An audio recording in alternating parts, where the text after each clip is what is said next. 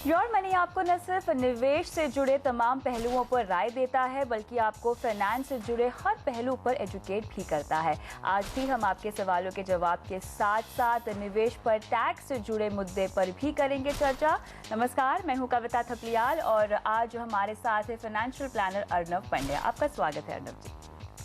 तो चलिए, इससे पहले कि हम चर्चा पर जाएं, शुरुआत करते हैं सवाल जवाब के साथ। हमारे पहले दर्शक नई दिल्ली से शिवदयाल फोन लाइन पर हैं। नमस्कार शिवदयाल जी, सवाल पूछिए।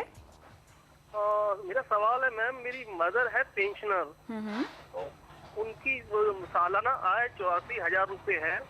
उसके अलावा उनको लॉन्ग टर्म कैपिटल गेन भी हुआ है पिछले वित्तीय वर्ष में 30,000 रुपया और शॉर्ट टर्म गेन हुआ है 10,000 रुपया। ठीक है। अच्छा, उनको एफडी पे 10,000 रुपया और इंटरेस्ट मिला है, तो उनका टोटल जो इनकम हो रहा है वो 1,34,000 हो रहा है। तो पेंशनर है, वो 60 साल की उम्र है, क्या उनको टैक्स की लायबिलिटी बनती है असेसमेंट 14-15 के लिए? बिल्कुल, यहाँ पर आपके सवाल का जवाब हम लेते हैं अर्नव जी से। और कोई सवाल आप पूछना चाह रहे हैं क्या? हाँ मैम, इसमें एक चीज और है, जो 10,000 रुपया इंटरेस्ट बना एफडी पे, उन्होंने टीडीएस काट लिया बैंक ने, तो क्या वो टीडीएस हमें रिफंड हो सकता है या टीडीएस कटना ही था हमारा?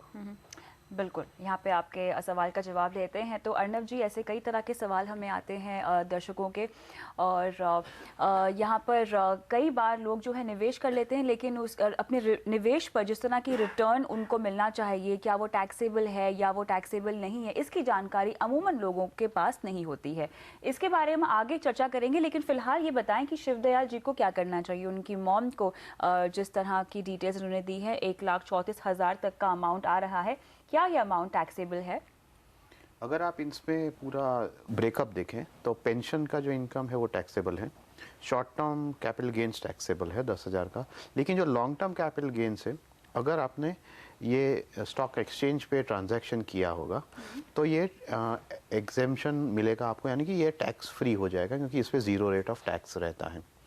और इसके अलावा जो फिक्स डिपॉजिट का इंटरेस्ट है वो टैक्सेबल है। तो ये पूरा कैलकुलेशन के बाद अगर आप टोटल जोड़ ले तो 1,24,000 टैक्सेबल इनकम हो जाती है इनकी। लेकिन क्योंकि इनकी मदर सीनियर सिटीजन है तो उनको जो बेसिक एग्जेम्पशन मिलता है वो 2,50,000 तक मिलता है, यानी कि जब तक आपकी टैक्सेबल इनकम ये फिगर से आगे नहीं बढ़ती आपको कोई टैक्स भरना नहीं आता। तो इनके लिए कोई टैक्स लायबिलिटी नहीं है। तो नॉर्मल केस में तो ये रिटर्न ना भरे तो फिर भी ठीक रहेगा, लेकिन in this case it is better कि वो रिटर्न भरे क्योंकि उनको एक टीडीएस हो चुका है। बिल्कुल। तो टीडीएस हो चुका है, इसीलिए अगर वो रिटर्न भरेंगे तो वो रिफंड क्लेम कर सकेंगे क्योंकि उनकी कोई भी टैक्स लायबिलिटी नहीं है। तो इससे उनको जो टीडीएस हो वो वापस मिल जाएगा। तो दूसरी बात इनको ध्यान रखनी ये ज़रूरी है कि अगले साल से इन एडवांस बैंक को फॉर्म 15H दे दे, जिससे इनका टीडीएस कट ना हो। तो उससे ये पूरा टीडीएस का मामला की बाद में रिकवर करना ये भी इनके लिए वैलिड नहीं होगा। तो इससे उनका आगे की प्लानिंग भी हो जाएगी। शिवदयाल जी, यहाँ पर अच्छी बात है, आपकी मदर के ऊपर वैसे किसी भी तरह की टैक्स लायबिलिटी नहीं बनती है, लेकिन उन्हें रिटर्न ज़रूर भरना है ताकि वो रिफंड कर सके जो टीडीएस कटा है। और आगे से आपको, जैसा कि अर्नव जी ने कहा, कि आपको ध्यान रखना है कि यहाँ पे फॉर्म 15H भरवाना होगा ताकि आगे से ये टीडीएस ना कटे। उम्मीद करते हैं कि आपको अपने सवाल का जवाब यहाँ पर मिल गया होगा। लेकिन अर्नव जी, इसी टॉपिक को अगर हम आगे बढ़ाएं तो यहाँ पर तो इनकी मदर सीनियर सिटीजन है, तो आपने कहा कि टैक्स लायबिलिटी नहीं बनती है, लेकिन अगर कोई उससे कम उम्र का हो तो किस तरह की टैक्स लायबिलिटी बनती है आपके रिटर्न पर अगर हम कोई शॉर्ट टर्म के लिए निवेश करते हैं मसलन? अगर आप देखें तो जब शॉर्ट टर्म और लॉन्ग टर्म रिटर्न्स के बारे में तो कौन से इंस्ट्रूमेंट से आ रहा है वो इम्पोर्टेंट है। सो फॉर एग्जांपल, अगर आप म्यूचुअल फंड्स का एक सिंपल एग्जांपल ले ले तो म्यूचुअल फंड्स में इक्विटी और डेट 2 प्रकार के रहते हैं।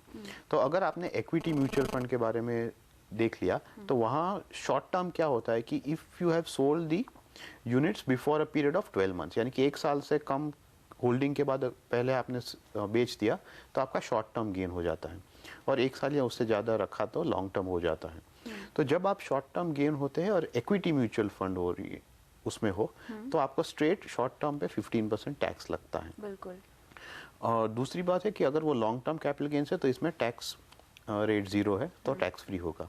लेकिन अगर आपके पास ये डेट म्यूचुअल फंड है और शॉर्ट टर्म कैपिटल गेन है तो वो कैपिटल गेन आपके नॉर्मल इनकम के साथ जुड़ा जाएगा, यानी कि आपका जो rate applicable on other income है अगर आप 30% ब्रैकेट में फॉल करते तो आपके लिए short term capital gain on a debt fund for you would be 30%। Similarly अगर आप 20% के ब्रैकेट में आते हो तो आपके लिए 20% होगा, क्योंकि ये आपके नॉर्मल इनकम के साथ जुड़ा जाता है। अगर आपके पास long term capital gain debt fund में हुआ तो या तो आप 20% with the benefit of indexation ले सकते हो या 10% without the benefit of indexation, whatever working जो आपके लिए बेनिफिशियल है वो आप ले सकते हो। तो इस प्रकार से किस प्रकार का इंस्ट्रूमेंट है और कहाँ वो क्लासीफाई होता है, उससे आपका एग्जैक्ट रेट इससे फिक्स होता है। लेकिन यहाँ पे अगर मैं रिटर्न्स के तरीके समझना चाहूँ तो मेरे ख्याल से शॉर्ट टर्म इन्वेस्टमेंट रिलेटेड होता है आपके एब्सोल्यूट रिटर्न से। अगर आप म्यूचुअल फंड की बारे में बात करें तो आपके पास काफ़ी सारे टाइप्स ऑफ रिटर्न आप कैलकुलेट कर सकते हैं, लेकिन जब आप एब्सोल्यूट रिटर्न के बारे में बात करें तो एब्सोल्यूट रिटर्न क्या होता है कि इट्स दी एक्चुअल चेंज आपके कॉस्ट प्राइस के कंपैरिजन में। तो मान लीजिए आपने कोई इन्वेस्टमेंट 10,000 में ले लिया और 15,000 में अगर बेचा है, तो ये 5,000 का डिफरेंस है और या 50% on your investment is a absolute return. इसमें कोई पीरियड का कोई मेंशन नहीं होता, तो आपको पता नहीं चलता कि कितने पीरियड में आपने ये रिटर्न कमाया हुआ है। तो इसीलिए जब शॉर्ट टर्म होता है which is less than a year, तो उसमें अगर आप एब्सोल्यूट रिटर्न के बारे में बात करते हो तो ये थोड़ा अप्रोप्रिएट रहता है, क्योंकि इसमें क्या है कि जैसे भी आप लॉन्ग टर्म में जाते हो तो अप्रोप्रिएट कंपैरिजन के लिए आपको एक कंपाउंडेड रिटर्न पे आ जाना पड़ता है, और जिसे हम नॉर्मल टर्म्स में एनुअल कंपाउंडेड रिटर्न कहते हैं। तो उससे क्या होगा कि आपको पता चलेगा कि मेरे पास पहले मान लीजिए 10,000 थे, तो सेकंड साल में 12,000 हो गए, वो 12,000 का 15,000 हुआ, फिर 20,000 हुआ। तो ऑन अ कंपाउंडेड बेसिस 1 साल के बाद 2 साल 3 साल आप कंपाउंडेड बेसिस पर हर साल आप कितना कमा रहे हो, तो उससे आपको एक बेटर इंस्ट्रूमेंट मिल जाता है जिससे आप कंपैरिजन कर सको। तो compounded annual return is used mainly for longer term gains, और उससे आपको कंपैरिजन आसानी होती है। इससे आप ये दो प्रकार के अलग अलग रिटर्न्स देख सकते हो। तो यहाँ पे और किस तरह के रिटर्न्स हैं? ये तो आपने दो हमें समझा दिए, एब्सोल्यूट और लॉन्ग टर्म के लिए जो आपने गिनाया है। कभी कभी हम कैलेंडर रिटर्न्स के बारे में भी बात करते हैं। Calendar returns are returns which are calculated from 1 January of the year. तो उसमें आपको सिर्फ ये पर्टिकुलर कैलेंडर ईयर का रिटर्न मिलता है, पर ये हर सिचुएशन में अप्रोप्रिएट नहीं है। यानी कि आप जनवरी, फरवरी या मार्च में हो तो वो बहुत शॉर्ट पीरियड हो जाता है, और ये एक एग्जैक्ट पीरियड नहीं रहता, क्योंकि अगर आप अप्रैल में हो तो कैलेंडर रिटर्न 4 महीने के लिए रहता है, जून में 6 हो जाएंगे। इसलिए this is not very appropriate, but कभी कभी हम calendar return just for reference purpose भी देख लेते हैं। चलिए, तो यानी कि आपकी निवेश रणनीति भले ही इस तरह के रिटर्न से जुड़ी ना हो, लेकिन फिर भी अगर आप इन्वेस्टमेंट कर रहे हैं तो इस तरह की जानकारी, खासतौर से अपने रिटर्न की जानकारी, किस तरह का रिटर्न है, टैक्सेबल है या नहीं, इसकी जानकारी रखना बेहद ज़रूरी है। फिलहाल योर मनी में वक्त है ब्रेक का, और ब्रेक के बाद बताएंगे आदर्श पोर्टफोलियो बनाने के लिए कहाँ करें निवेश, बाजार के उतार चढ़ाव में SIP में क्या करें, ये सब बताएंगे इस ब्रेक के बाद। बने रहिए हमारे साथ।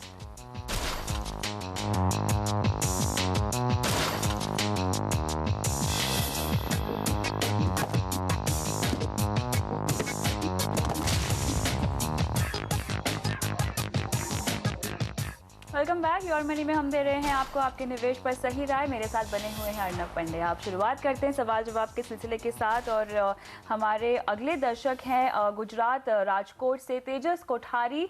नमस्कार तेजस, सवाल पूछिए। Hi madam, thank you very much for collecting my question from your money. Pleasure. सवाल बताइए अपना। मैडम एक्चुअली मेरी एज 33 है और मैं जॉब करता हूँ, और मेरा सालाना इनकम है 7.5 लाख रुपए पैकेज। ठीक है। ठीक है, और मेरे पास 6 म्यूचुअल फंड है, HDFC 200, उसमें मैं 5,000 इन्वेस्ट करता हूँ हर मंथ, जो मैंने 7/5/2013 से स्टार्ट किया था। ठीक है। दूसरा है HDFC इक्विटी, उसमें 5,000 है, वो 7/12/2013 को किया था इन्वेस्ट चालू। रिलायंस इक्विटी है 1,000 रुपीज, उसमें 9/9/2011 से चालू किया था मैंने। ठीक है। बिरला सन लाइफ इक्विटी फंड है, उसमें 1,000 रुपीज है, वो 2/6/2011 को चालू किया था मैंने। ठीक है। HDFC मिडकैप है, उसमें 5,000 पर मंथ है। ठीक है। वो 6/8/2013 को चालू किया था। ठीक है। इंश्योरेंस पोर्टफोलियो कैसा है आपका?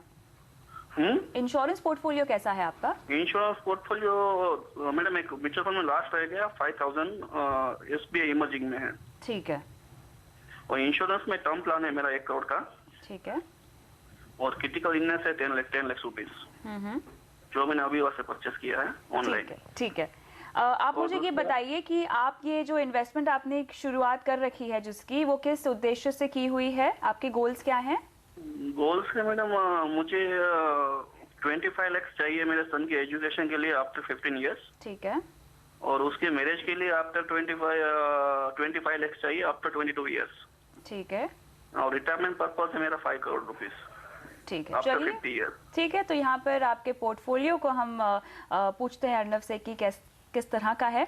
अर्नव, यहाँ पर हमें बहुत कम इस तरह के पोर्टफोलियोज आते हैं योर मनी पे, जहाँ पे हम कह सकते हैं ऑलमोस्ट 75 to 80% जो इन्वेस्टमेंट की हुई है, जिस तरह का बैलेंस इन्होंने किया हुआ है, वो काफ़ी हद तक ठीक है। खासतौर से अच्छी बात यह है कि इन्होंने टर्म प्लान और अपने आप को कवर जो है वो बहुत अच्छे से किया हुआ है। आपका क्या टेक है? नहीं, ये बात सही है कि उन्होंने जब इंश्योरेंस के बारे में बात करें तो टर्म इंश्योरेंस ले रखा है, एडिक्वेट कवर है। दूसरी बात, उनके पास मेडिकल इंश्योरेंस भी है, खुद का एक मेडिकल इंश्योरेंस है, प्लस कंपनी की तरफ से भी कवर्ड है, तो दोनों तरफ से उन्होंने सिक्योरिटी कर ली है, अमाउंट इज फाइन। तीसरी बात, अगर जब हम इनके म्यूचुअल फंड के पोर्टफोलियो पर ध्यान दें तो इम्पोर्टेंट है कि अगर जब आप अमाउंट देखें तो 23,000 पर मंथ जैसी की अमाउंट इन्वेस्ट हो रही है, और वो ज़्यादा इन्वेस्ट करना चाहते हैं। बिल्कुल, आगे चल के वो 5,000 से 10,000 रुपए की SIP भी और करना चाहते हैं। तो ये अमाउंट सिग्निफिकेंट है, क्योंकि अगर आप ये amount regularly over longer period of investment करते हो, तो मान लीजिए कि आप 30,000 इन्वेस्ट करते हो, 12% जैसा का एवरेज रिटर्न हो, तो आपको 15 साल में 1.5 करोड़ जैसा अप्रोक्सीमेट अमाउंट एक एक्यूमुलेट हो जाएगा। तो उनके गोल्स के लिए ये amount for the child's education and for the child's marriage is fine. अब इनको जब रिटायरमेंट के बारे में सोचना है तो उनको थोड़ा एक एडिशनल लंबा समय लगेगा, और थोड़ा साइड एक स्पेसिफिक रिटायरमेंट पर्पस के लिए इसमें से करना होगा। अगर हम म्यूचुअल फंड का पोर्टफोलियो एनालाइज करें तो उसमें 3 प्रकार के फंड है। एक प्योर लार्ज कैप फंड, एक large cap fund with small mid cap flavour, और 2 ऐसे फंड है जो प्योर मिड कैप फंड्स हैं। तो उसमें थोड़ा उनको अगर बदलाव करें, कंसोलिडेट करें, क्योंकि 2 फंड ऐसे हैं जहां पर सिर्फ मंथली 1,000 जा रहा है, तो इट इज़ बेटर कि वो HDFC इक्विटी फंड जो है वहाँ से जो अमाउंट है वो ट्रांसफ़र कर दे और दूसरे फंड में डाले जहाँ वो सिर्फ 1,000 पर मंथ डाल रहे हैं। और उसी तरह एक दूसरा फंड है रिलायंस फंड, जहाँ वो 1,000 डाल रहे हैं, उसको भी जब इनका ये SIP ख़त्म हो जाए तो वो स्टॉप करके एक quantum long term equity fund में एक एडिशनल अमाउंट और ये रिलायंस का अमाउंट लेके एक नया एक SIP शुरू कर दें। तो इससे फंड में बैलेंस रहेगा, और उससे अच्छा रहेगा कि ये जो अपना गोल्स अचीव करना चाहते हैं तो उस पाथ पे वो अच्छी तरह से आगे जा सकते हैं, और over a period of time इसको रिव्यू भी करते रहें। बिल्कुल, वो बहुत ही ज़्यादा ज़रूरी है कि आप अपने इन्वेस्टमेंट को लगातार ट्रैक करते रहें, उसे रिव्यू करते रहें। यहाँ पे मैं होम लोन पर भी ये सवाल पूछना चाहती हूँ। उन्होंने कहा है कि इनके पास ऑलमोस्ट 7.5 लाख तक का होम लोन है, तो इसको जल्दी भरने की कोई रणनीति आप इनको चुकाने की कोई रणनीति आप इनको सुझाना चाहेंगे? नहीं, जब आप देखें तो टोटल अमाउंट जो है, मुझे नहीं लगता कि जो इनका EMI वो बहुत ज़्यादा होगा, लेकिन अगर उनको ये पहले चुकाना ही है तो 2-3 साल बाद ये जो अमाउंट एक्यूमुलेट हुआ है अपने इन्वेस्टमेंट के द्वारा, उसमें से एक पार्ट से वो regularly over a period of time इस प्रकार होम लोन का रीपेमेंट कर सकते हैं, तो उससे वो बर्डन कम हो जाएगा। पर अगर आप देखें तो उनके पास और ज़्यादा कोई लायबिलिटी नहीं है, तो अगर ये होम लोन वैसे भी चलता रहे तो उनको टैक्स बेनिफिट भी होगा, क्योंकि अभी भी अगर मुझे नहीं लगता कि वो फुल 1,50,000 का टैक्स बेनिफिट का यूज़ करते होंगे, क्योंकि अमाउंट इतना बड़ा नहीं है। तो अगर उनको ये चालू रखना है तो फिर भी रख सकते हैं, लेकिन अगर रीपेमेंट होगा तो 2-3 साल बाद वो अपने इन्वेस्टमेंट अमाउंट से अमाउंट वहाँ ट्रांसफर कर सकते हैं। बिल्कुल, तो यहाँ पे मेरे ख्याल से तेजस कोठारी, आपका पोर्टफोलियो योर मनी में वाकई एक बेंचमार्क की तरह हम कहना चाहेंगे। बहुत अच्छी बात यह है यहाँ पर इन्होंने किसी भी इंश्योरेंस प्रोडक्ट में इन्वेस्टमेंट के लिहाज से पैसे नहीं फंसाए हैं, जो अमूमन मेरे ख्याल से लोग यही गलती कर बैठते हैं। यानी कि इनका अगर आप बेसिक्स देखें तो सभी तरफ से ये सही है तो ये एक बहुत इंपॉर्टेंट फैक्टर है कि आपका कोई भी अमाउंट कहीं पे लॉक्ड इन नहीं है जिससे आपको उसको चेंज करना पड़े। आपने जो बेसिक स्टेप्स लिए हैं वो अच्छी तरह से लिए हैं और इस हिसाब से आप आगे प्लानिंग कर सकते हो। तो जो एडिशनल अमाउंट आप सेविंग्स का इन्वेस्ट करोगे उसको आपको पूरा फ़ायदा मिलेगा। यहाँ पर एक और सवाल है तेजस का, वो ये है कि क्या बुरे मार्केट के दौर में हमें एसआईपी कंटिन्यू रखनी चाहिए या नहीं। तो यहाँ पर हम एसआईपी करते ही इसीलिए हैं ताकि बाजार के उतार चढ़ाव से हम बच सके।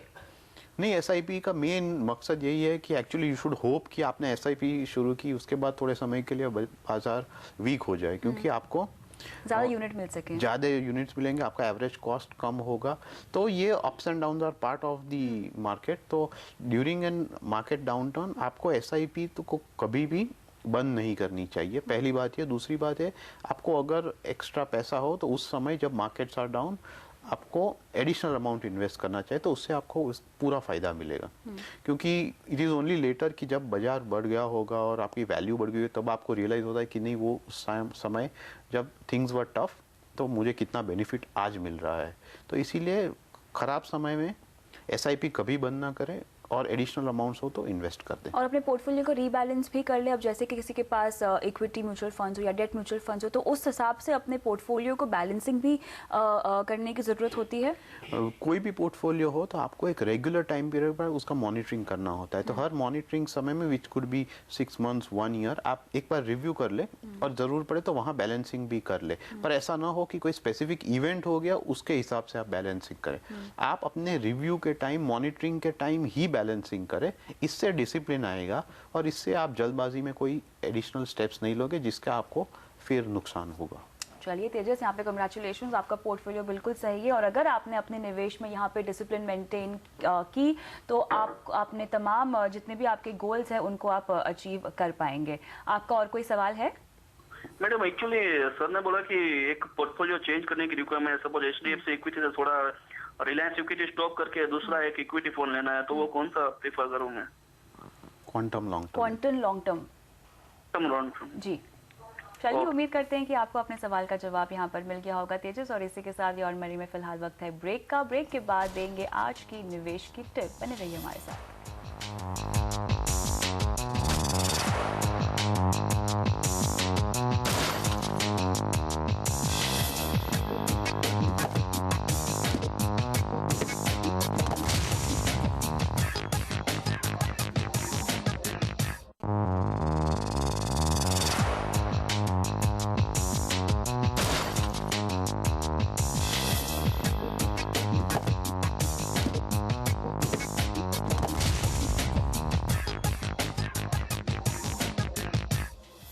प्योर मनी में आपका फिर से स्वागत है। आरडी यानी रिकरिंग डिपॉजिट, नियमित निवेश का सबसे आसान तरीका। आरडी कैसे कर सकता है आपके सपनों को पूरा? क्या है आरडी की खासियत, बता रही है राशि माहेश्वरी।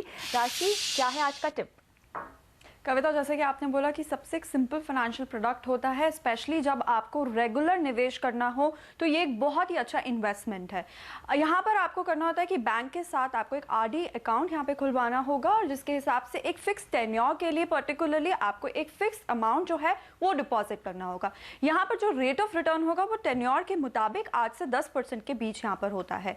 अक्सर जो लोग फाइनेंशियल प्लानिंग में न्यू होते हैं या कदम रख रहे होते हैं उन लोगों के लिए आरडी एक बहुत अच्छा विकल्प है, क्योंकि ये काफी सिंपल प्रोडक्ट है समझने के लिए। अब बात करते हैं आरडी से मिलने वाले यहाँ पे फायदे की। अगर हम बात करें यहाँ पे लॉन्ग टर्म इन्वेस्टमेंट गोल्स जो होते हैं वो तो हम सब बनाते हैं और उसके लिए हम प्रॉपर फाइनेंशियल प्लानिंग करते हैं, लेकिन इसके साथ हमारे कुछ छोटे छोटे गोल्स भी होते हैं। जैसे घर खरीदने के लिए अगर आपको डाउन पेमेंट के लिए रकम जोड़ना है, या फिर आपको बच्चों के लिए एक लमसम अमाउंट में, बड़े अमाउंट में अगर आपको स्कूल की फीस देना हो, इनफैक्ट अगर आप जॉब कर रहे हो, आपको आगे की पढ़ाई के लिए पैसे जोड़ना हो, या फिर फॉर एग्जाम्पल अगर आपको वेकेशन के लिए पैसे जोड़ना हो, आपको शादी के लिए पैसे जोड़ना, इन छोटे छोटे गोल्स के लिए आप अलग अलग टेन्योर की यहाँ पर आरडी खोल सकते हैं। जैसे फॉर एग्जांपल अगर आपको मोबाइल फोन लेना है तो आप 10 महीने के लिए 2000 की आरडी यहाँ पे करवा सकते हैं। वेकेशन अगर आपको किसी को गिफ्ट करना है या फिर आपको खुद वेकेशन पर जाना है तो आप 1 साल के लिए 2000 की आरडी करवा सकते हैं, बट इसके लिए आपको थोड़े टाइम पहले यहाँ पे प्रॉपर प्लानिंग करनी होगी। तो देखा जाए यहाँ पे जो छोटे छोटे हमारे सपने होते हैं, स्मॉल गोल्स जो होते हैं, छोटे लक्ष्य की अवधि के लोग गोल्स होते हैं, उसके लिए आप आरडी में निवेश जल्द से जल्द शुरू करें। अब बात आती है कि कितने अमाउंट से आप और कितने टाइम के लिए आरडी में निवेश शुरू कर सकते हैं। सरकारी बैंकों की बात की जाए तो यहाँ पर कम से कम आपको 100 रुपये का मिनिमम इन्वेस्टमेंट करना जरूरी है आरडी में। प्राइवेट बैंक जैसे आईसीआईसीआई या एचडीएफसी, एक्सिस बैंक टाइप जो प्राइवेट बैंक है, वहां पर वो आपसे 500 रुपीज का मिनिमम इन्वेस्टमेंट लेंगे आरडी के लिए। टाइम जो होगा वो आपको मिनिमम 6 महीने के लिए, यहाँ पर 6 महीने के लिए इन्वेस्टमेंट करना होगा और मैक्सिमम आप 10 साल तक के लिए आरडी में बने रह सकते हैं। यहाँ पर आप एफडी की तरह आप आरडी को भी बीच में तोड़ सकते हैं, हालांकि आपको इसके लिए यहाँ पे कुछ चार्ज देना होगा। तो इनफैक्ट ओवरऑल देखा जाए ये एक सबसे सरल, सबसे सेफ और सबसे जरूरी इन्वेस्टमेंट ऑप्शन है जो आपके छोटे छोटे सपनों को बड़ी आसानी से पूरा कर सकता है। ओवर टू कविता। बिल्कुल, शुक्रिया इन तमाम डिटेल्स के लिए राशि। तो अर्नव जी, जैसे कि यहाँ पे राशि ने कहा कि शॉर्ट टर्म गोल्स पूरे करने के लिए आरडी सबसे बेस्ट विकल्प है, लेकिन यहाँ पे अगर मैं कंपैरिजन करना चाहूँ आरडी और एफडी में, तो कौन सा बेहतर विकल्प है? ये विकल्प कौन सा बेहतर है डिपेंड्स कि आपके पास पहले तो कैश फ्लो किस तरह से आ रहा है। अगर आपके पास लमसम हो तो उसमें आपको आरडी से इतना फायदा नहीं होगा, क्योंकि आपके पास ऑलरेडी अमाउंट है, तो आप फिक्स डिपॉजिट सीधा कर सकते हैं। बिल्कुल। दूसरी बात ये है कि आरडी का एक बेनिफिट है कि अगर आपको लॉन्ग टर्म के लिए एक रेट ऑफ रिटर्न लॉक करना है, यानी कि मान लीजिए आज आप बहुत हाई रेट ऑफ रिटर्न देख रहे हैं, तो आप ये रेट ऑफ रिटर्न लंबे समय के लिए लॉक कर सकते हैं, क्योंकि आरडी में क्या होता है कि एक बार आपने शुरू कर दिया तो रेट ऑफ रिटर्न सेम रहता है, even though outside in the market rate has changed. बिल्कुल। तो काफ़ी सारे स्मार्ट इन्वेस्टर्स क्या करते हैं, जब रेट्स बहुत हाई रहते हैं तब 5 या 7 साल का आरडी शुरू कर देते हैं, तो उसमें उनके लिए एक high rate of return lock in हो जाता है। तो इस हिसाब से आपकी सिचुएशन क्या है, आपके पास किस प्रकार का अमाउंट है और किस प्रकार का अमाउंट आने वाला है, उस प्रकार से आप डिसाइड कर दें कि एफडी या आरडी विच इज़ बेटर। ये अल्टीमेटली फीचर तो सेम ही है कि आपका एक डेट इन्वेस्टमेंट है जिसके आपको एक स्पेसिफिक रेट ऑफ रिटर्न मिलता है, पर ये मोड ऑफ इन्वेस्टमेंट अलग है और इस प्रकार जिस प्रकार आपकी सिचुएशन डिमांड करे उस प्रकार आप either of the instruments use कर सकते हो। बिल्कुल। तो यहाँ पे अपने पोर्टफोलियो में जैसे कि हम थोड़ा सा एसेट एलोकेशन डेट की तरफ भी रखते हैं, तो इन दोनों में से कोई भी एक विकल्प बहुत अच्छा हो सकता है। इनफैक्ट आपके गोल्स को अचीव करने के लिए एक बेहतरीन विकल्प है, आप या तो एफडी कर सकते हैं या तो आरडी कर सकते हैं। बहुत बहुत शुक्रिया आज शो पर हमारे साथ शामिल होने के लिए अर्नव जी। और इसी के साथ योर मनी में इतना ही, लेकिन अगर आप भी हमसे mutual fund, insurance, loan, credit card से जुड़े सवाल पूछना चाहते हैं तो हमें अपना सवाल आप कॉन्टैक्ट नंबर के साथ mf@moneycontrol.com पर भेज सकते हैं। और साथ ही आप अगर पुराने एपिसोड्स देखना चाहें योर मनी के, तो फेसबुक पर भी लॉग ऑन करके योर मनी के पेज पर जाकर पुराने एपिसोड्स देख सकते हैं। नमस्कार।